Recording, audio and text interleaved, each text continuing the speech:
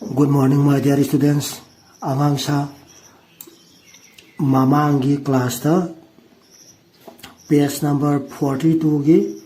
second paragraph ki manga suba wahi paryang ta poloigre ngasi tak thaga dauri bachina taruk suba wahi paryang gi loirakpada aduna munna yango munna tajiko paraje khara ju sange loina na khoi gi kaino jo first terminal exam jo kuisilaktre ko aduduna syllabus nangna syllabus nangnana ba taklakpanina paraje kitang thu na taksalake ko aduna do mona taje hayang para sigi class dai da bab ta haudaba gyan ta haudaba yauraga chu hayang Google Meet ki class to adeda dum loina ba hangba question ge dum loi hangak pa yani ko okay start Sheikh Yum mana amakta da mahakna yamna sekshinna sa khara mayamna yengna ba thamle madugi marakta sangai su yauri awabadi tang 15 August Bharat ki nuairaba numita sangai siramle asiba masa yengba takhi aikhoi yanglakte thoina yengba pokhide onthokpa numita onthokpa thaudo haibadune ningsingki Satragi men without shadows da yauba wahai khara mahakna shiki mahak sauna shiki amuka hare sa mahak ko saida wa laris da kitab aswa yaure ko aduna saida wahai khara saida maha haije maha haideni ko mahaki na shiki mahak sauna shiki madura mahak shu ki na shiki bara mahak shu sauna shiki bara he laiba ngarang tang laksaram labadi ahing ba sangai laba ujaram gadabani sa makhal asimasu leirame amana barking deer amana sajan barking deer adumadi pisak pi miwai moti shwe maha gundani mi amna usite apang adumadi iroi gum chawi sabada haiba samali yamna nungshi okay ko mona taji ko masidai da ayi bina khoigi nuairaba numit ni hari baje kari numit no ana hangakpa yai ko masi August 15 na khunggadoi ni ko jantarba aduga loina na kaibul lamjau da sangai sirami bado kari numitano haragadi August 15 dane ana khunggadoi ni ko sijo jantai ko sangai do nataba ngasai kano dogi ranger dogi magi yum mana tudai da kari haibadi atopa sajing yoktuna thamanggen haibataragadi barking deer amadi amana kari sajan hairiba anijini ko natra anije okay mona taje adudagi di sangai amom yangba chatle madi tongana thami ngasi mahak mapang kainare kuikraba wa amadu ningsinghale kuikraba wa amadu ningsinghale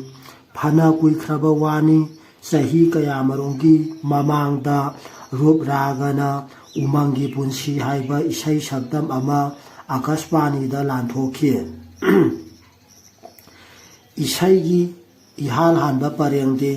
numislei da thopa thobok late ko mamangai da thokraba thobok to ngasi sangai laba siramba je masi ubastai da aibina ningsinga po wafamni ko gyandabra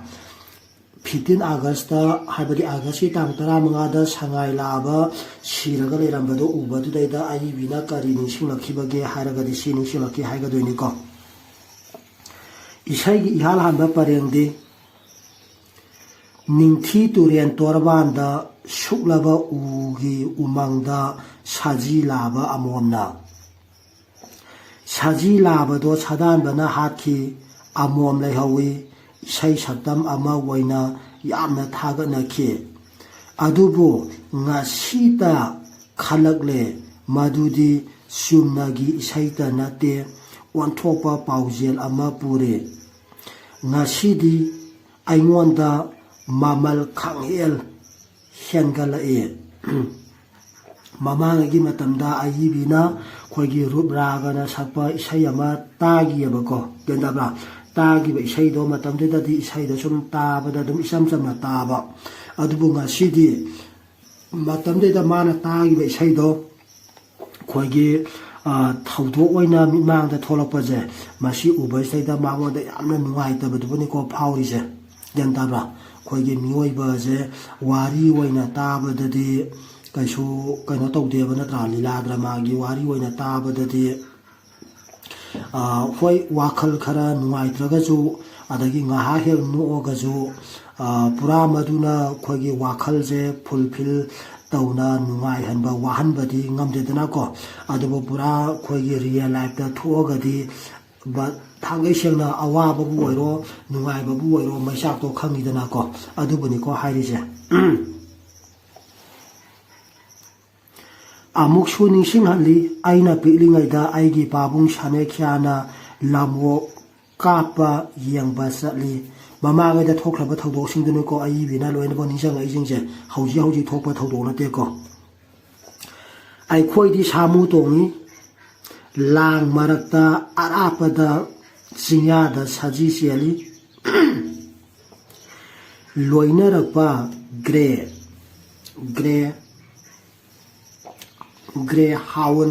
को अनि थादोई तियानजैगुम काथोखी साजी फाखी अदुबु कैबुल लमजाव असिदरा मदुदा सिखिबा सादुबु सांगाई असिरा आंगांग ओइङै मतमदा लम्मा थोंग मरंग खंदना चटखिबा जिंदुबनिको माना निजंगैजे आंगांग ओइङै मतमदा मापाबुंग को सानाख्याना खोगी लामो कापा सातानबा चपजे मददा इनागी अब आइबिजिजु सामु तोंगा मतमदैदा सा फागिबा सा हाथिबा मफमदो अदुजु कैबुल लमजावजे वरिदरा मतमदैदा सिखिबा हाखिबा सादो अदुजु सांगाई वरिदरा ना माना सुम खलकपनिको आंगा वरिङैदा नोइजु हौजिपुदि चावरे ज्ञान तारे लमजिंगजे करिनो करी लमनो कराइदा लैबा खोटपादो लोइनबा लाइरिक लाइसु हैरबनिना पाबा थोबनिना लोइ खांगैदना को अदुबु आंगांग वरिङै लाइरिक लाइसु फजना हैत्रिङै फजना इबा पाबा थोक्त्रिङै पिइङै दा सत्पा मतमददी चटलि लमजे कैनो खोटपनो अदो मथोंग मरंग खंदना दुम अहनगैना पुरागा कोइसे चलैदना को अदुंबा मतम आइबिना ज्ञान तादिङै मतमदा थोखिबा थौदोक्तुबनिको सैदनि अमुक निजंग ऐसे मखा अमुक पाजे ओ ngaiha sangai among kaurure madi atai saga manade khara ikai thi kigali aduna sayok sang senaba kambuna naraktagi tanthopa takhi sangai amom thorakle mamingna thoibi mamangi class da yaugre thoibi haije kanada kauba mingno ana haibado ngasi khange ko 상하이다 거바 민니고 연답라 상하이 아몬다 아이나 거우제이 거 마이 페어 레디 분시다 아숙 파자바 누피 우키드레 아이비나 상하이다 거리 거우키바게 하라가디 시콩가되니까 마이 페어 레디 마나 삿바 마나 티악바 मागी सांगलबा मंगक सामना लैदुना तुंग हन्ना यंगलकपा तांगक तथक चेलकपा खांगलेप को लेपे मागी तुमलबा मखोंग Marina फुमगी मथकता युंगना थांगबा अदु उरुरागा अवांग थाकी इबियमसिंगना खुनिंग वांगबी तोंगलगा सेमदोकलबा साजता मीगी मिजेंग सिंगसिन्ना चटपदु निंसिंगहले question लेरेको सैदसुम सांगाइना करम चटप उरगा खोगी fashion show थोपा कइदोबगी नुपीजिंगजे मदुना को अवांग थाकी इबियमसिंगना खुनिंग वांगबी तोंगलगा सेमदोकलबा साजता चटपदो अदु निंसिंगबगी अना का हंगबा यारेको ग्यान ताब्रा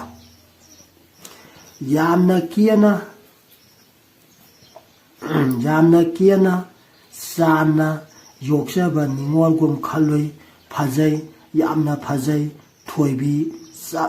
चाबा ममिंगने अहिबिना थोइबिना कौरिजे कनाबुनोनसो हंगबा यारेको नत्रा क्वेश्चन मुना मुना ताजिको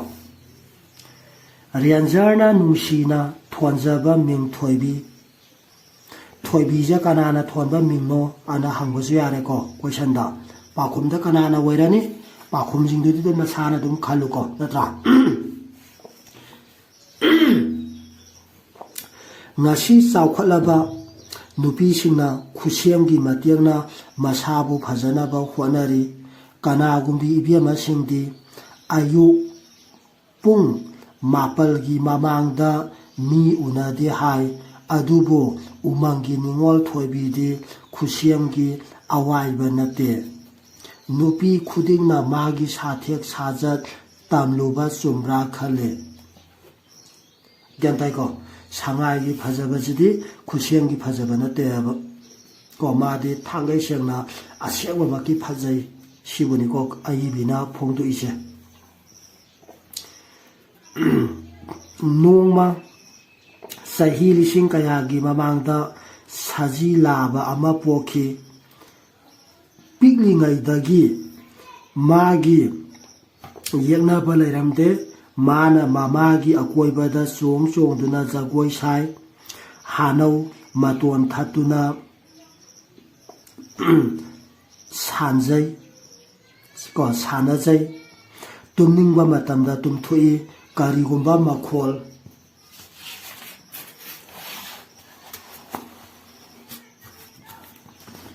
अमदा खांगना चेली खांगलेप लेपी मामा कोई थी कांगदोंग फारे सारे फारे मागी मराई बक्ता थियली पाजियंग फिराल मापुंग फारे सिंगनाबा मियंगना साजी लाबा लुसिंगबा अदुना येंगी महा तानथोकपा ताई नत्रबदी नोंगमा आइगी मफम लैतबा याय साजी पाखंग लैबा नुंगाइरक्त्रे मापांग अमोंग खरा पुरागा अदुम थोरकले पोकनाफम लमदमबु हन्ना येंगी लमदमदो थाईलैंड नत्रगा बार्मा कैनो मफम अमदनी सिंग कया लांदुना उमंग कया समदुना येंगनाबा कयाबु नाथैदुना लाखी भारत की नोंपो कासिल मणिपुर तंपाकता यौरे कैबुल लमजाव खल्ली मसीना ख्वाइदगी खुदोंचाबा मफमनी अदुम खुंदारे पानाव सिंनाव ताखी पृथ्वीना चावखत्रिङैदा मखोय यामना चावखलमी अदुगा ngasiना पृथ्वीना चावखलबा मतमदा मखोय पुमत मुतपगी लंबी पांगले सांगाइना हौरखिबगी सांगाइ लैरखिबगी वारिनिको सिगी वारिजे लोइना लोइना खोइगे सांगाइ खक्तनतना खोइ मिवैबा अमदि सा उचे जीव पांबा खुदिमकसिंजे पिङै मतमदा ममा मपागी मखादा लैरिङै मतमददि नत्रा ममा मपाना मचादबु करिदा सोइखिगदगे हाइदना यंगसिनबी कनामतगी मिहु संगबा ngamdeaba नत्रा मधुगुंबा मिनोक मैसा मिहु संगपा तारगजु ममा मपाना लोइननबा ngakthopi kanthokpiaba adubu matamgi matungina saurai natra kanglong pharai pakhang sabi pharai adugi matamdo yauraba matamdadi natra mama mapagi makhada sum leidana yaraktabanina नत्रा मपान थोलाई लोइना लोइना मागी यक्नबसे मयाम लेखलाई हाइबा ओ यक्नबसे मयाम लेखलाई अदु मदुदुगी वारी निको माना फोंदो इसे माइल तराना कोनबा संगाईगी लमदम कैबुल लमजाउदा साबु ngaksenba nupa tarukna चेंगजेल पुदुना मफम मफमदा पोथादुना तांगलबा पृथ्वीगी जीवा असिबु संगली मियोइबना बापतादे करिगी साबु असुलुना तौरिबा खाली लोना हातोपी फोंगना तानखाइबी तांबा नुपा तरुकना मखोइबु ngaksenba वैथोक्तबनी करिगुंबा मतमदा थवाई मथवाई थाबा याबगी थौदोक फाउबा थेंगनाई हाइना ताई मखोई असी तालब कया सारमगनी मखोईगी फम काजनबगी लंबी लेरमगद्रा थोइदोकपा एलावेंस फंगलमगद्रा खांगनिंगबा पोकले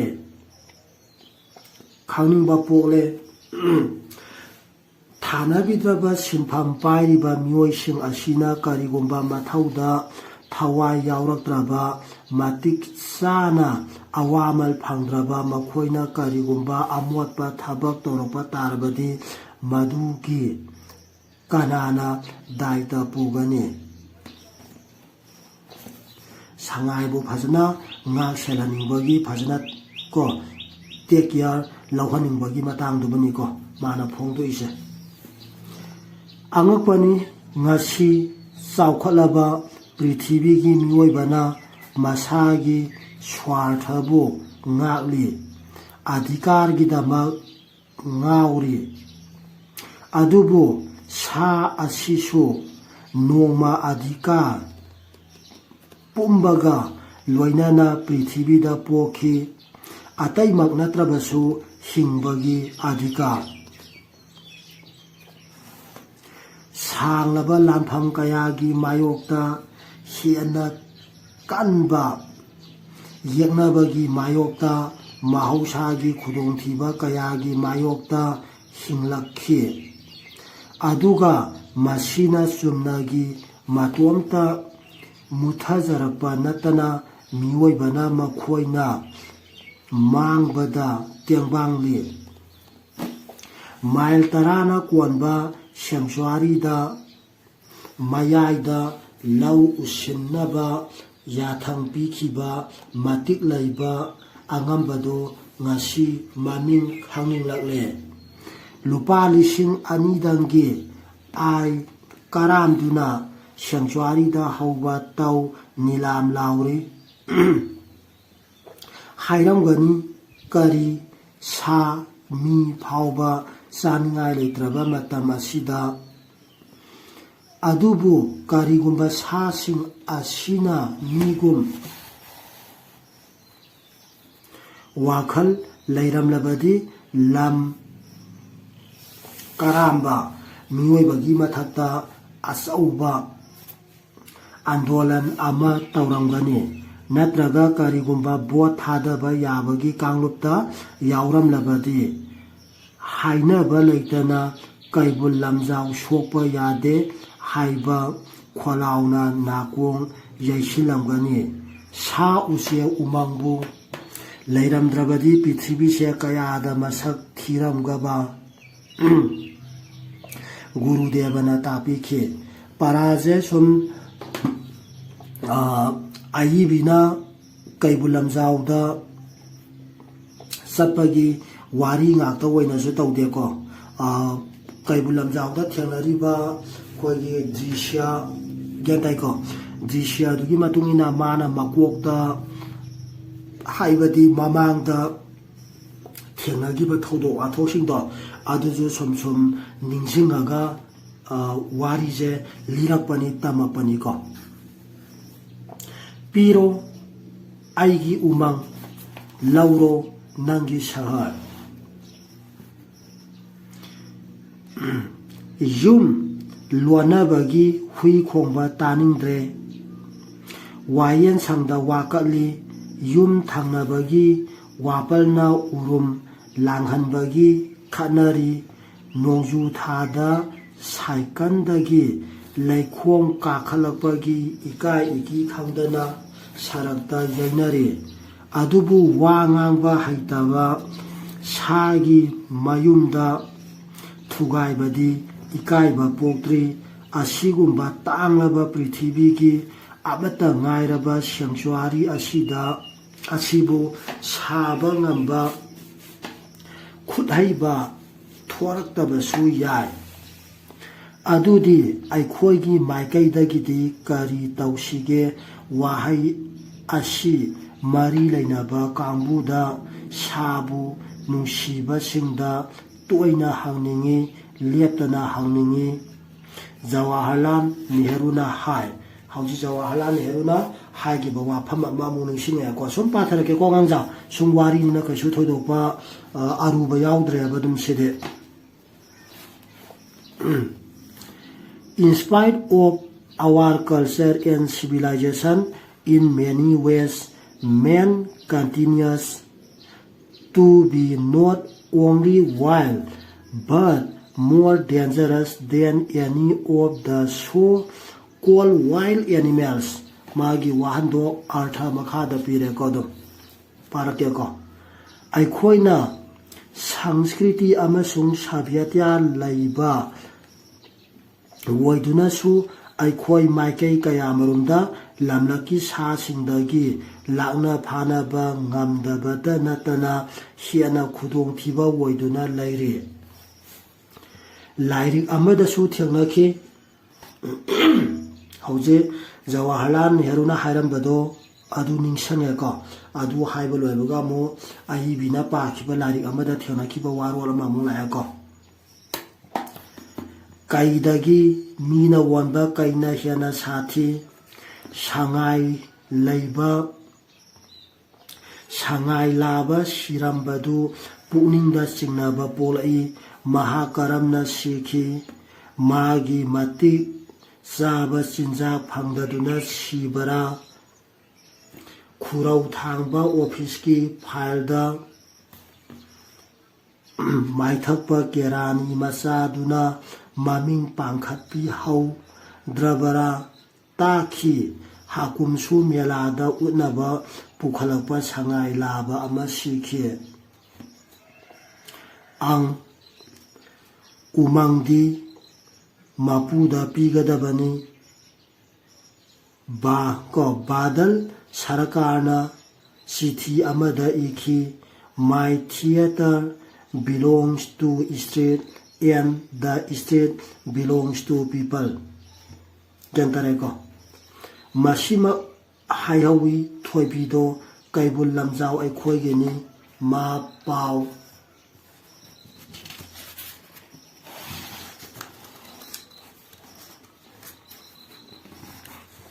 yamna tamlai mahak naupu hawi mahak mapang kaina hawi mutharaklaba sagai mahak mauni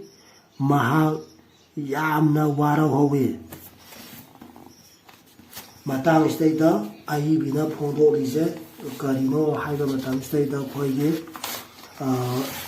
sangai amom ngasai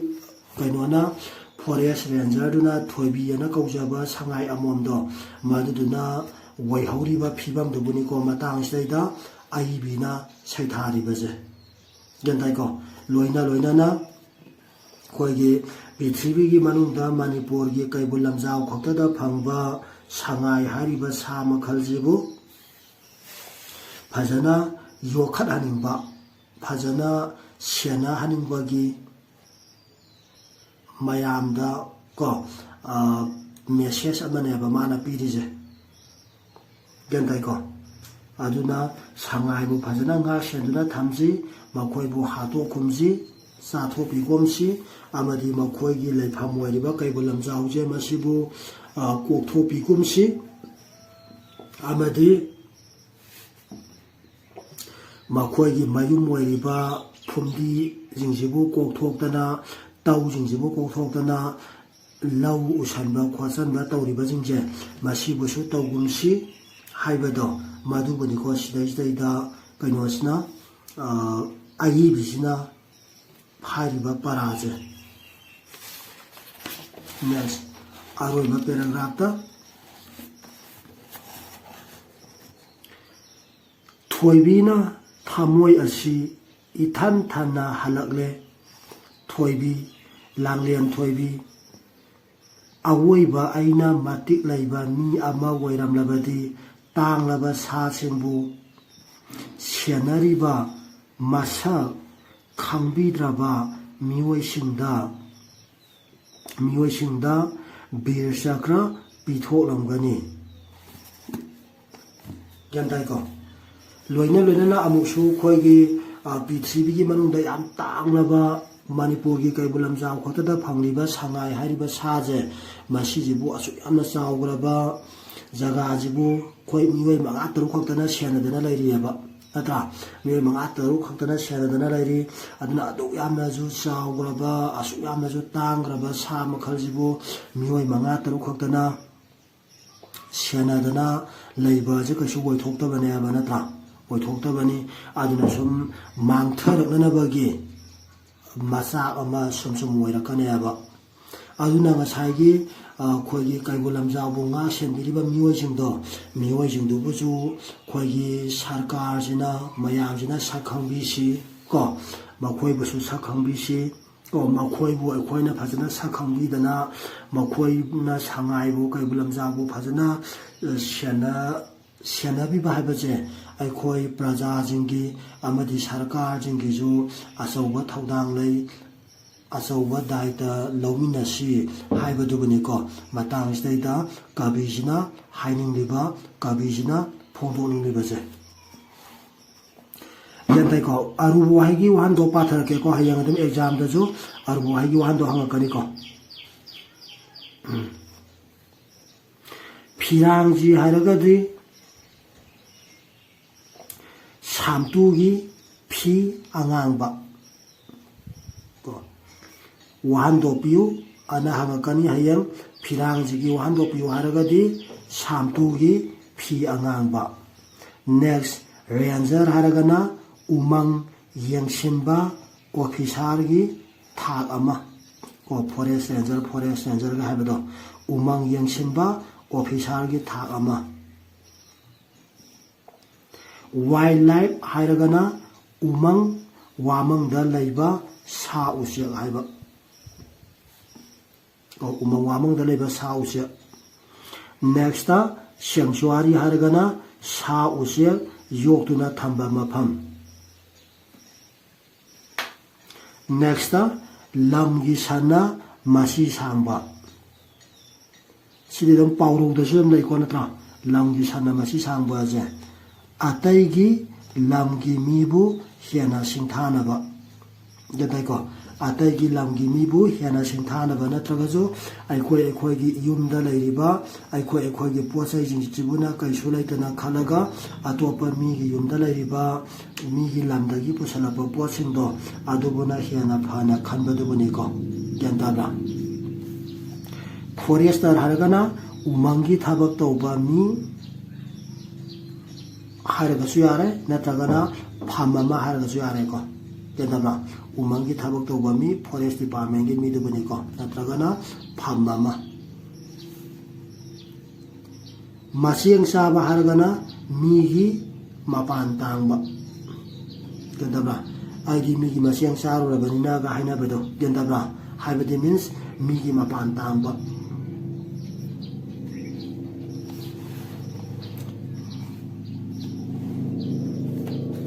next quarter हारगदि लानी की नत्रगा सरकार की थबक तौबा मीगी लैफम को नोइदुम क्वार्टर दा लैबा यावनारमगनि नोइनारक्ता नत्रा नोइगी बाबा होय मामा होय थबक तौबा गंताइको अदुगुबा नत्रगसु नोइगी ब्रदर अदगी सिस्टर जे नत्रा नोइगी रिलेटिव सिंग अदुम क्वार्टर दा दम लैबा यावनारमगनि को लामीगी नत्रगा सरकार की थबक तौबा मीगी लैफम नेक्स्ट कांगदोंग फाद्रिबा हारगना मपुम मरै फाद्रिबा बार्किंग डियर हारगना खा नोंपो एशिया दा फंगबा अपिकपा सजी मखल अमा अमुका हारकेको खा नोको एशियादा फंगबा अपिकपा सजी मखल अमा मसीना खोंबदी हुईना सांगना खोंबा मालेबा गेदाइको हारिबा बार्किंग डियर जे मसीना खोंबदी हुईना सांगना खोंबा मालेबा मारम अदुना बार्किंग डियर कौरिबनेबा गेदाइको खोंग हुईना खोंबदो अदुमाइना सांग सांगना खोंबगिदमता बार्किंग डियर मसीगी को लाबा को मसीगी लाबा थिंदोपा मया हवी अमसुंग अतियंदा मसी पालेबा को मसीगी लाबा हाबदी बार्किंग डियर गी लाबसदिना थिंदोपा मया हवी अमसुंग अतियंदा मसी पालेबा बार्किंग डियर से नेक्स्ट माय फेयर लेडी हारगना आईगी निंथीजाबी नुपी को आईगी निंथीजाबी नुपी बारना को बारना सोगी ड्रामा बारना सोगी ड्रामा पिक को पिक मिलियन की फिल्म नंबदा सिजनबा मिंगनेबा अमको हनागे को बारना शो अफाव राइटर ने को बारना सोगी ड्रामा पिक मिलियन की फिल्म नंबदा सिजनबा मिंगनेबा माय फेयर लेडी हाइजे मथंगदा ग्रे हाउन को ग्रे हाउन मसा पाबा मखों सांगबा लमजेलदा अमसुंग थियबा तानबदा सिजनबा हुई अमुका हनागे को मसा पाबा मखों सांगबा लमजेलदा अमसुंग थियबा तानबदा सिजनबा हुई को केंद्र को ग्रे हाउन हाइजे नेक्स्ट allowance हाइबा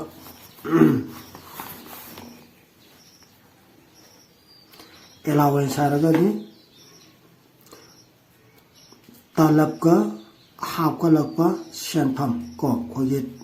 तालब फंगिदना को तालब खोने तोलब हाबिदो गेंदबा तालब ता हाफ का लगपा सेंफम नेक्स्ट पानाव सिंनाव ताखी हाइबदी खुंजाव लेसाव की हाइबा पानाव सिंनाव ताखी हाइबदी खुंजाव लेसाव की हाइबदी मरांग कायबदुबनी को स्वार्थ हारगदी मसागी वजबा थीबा मिजिबु खोइना गेदाइ को स्वार्थ कवि को नेक्स्ट अधिकार हारगना फंफम थोपा मी खुदिमा की मागी फंफम थोपा अधिकार हक लोइना बो लेदना को नेक्स्ट आई हारगना सगा ahal laman gi probabta saga yenglaga sading tawga haibado kendabla saga yenglaga sading taw haibadi khoigi laiba thoiba senthokse masijigi matungina sel season haibani ko samsangna haibada paisa duna ko litan mani haibadi paisa jina yamdana yam pikna yam likna laaga khoigi paisa duna job season thogadi kwandang dadi khoi saningai thaningai direktaba laira tanba do weidana ko aduna laiba skeno dugi matumina shanto dugi matumina paisa da season wan habilo allama jingna tantare ko ai haibadi saga ko saga yenga sading taw haibado khoi sak saga ka basibu na te ko next andolan haragana ihau next गुरुदेवा हारगना रविंद्रनाथ ठाकुर बु मयामना कौनाबा केनाइको रविंद्रनाथ ठाकुर बु मयामना कौनाबा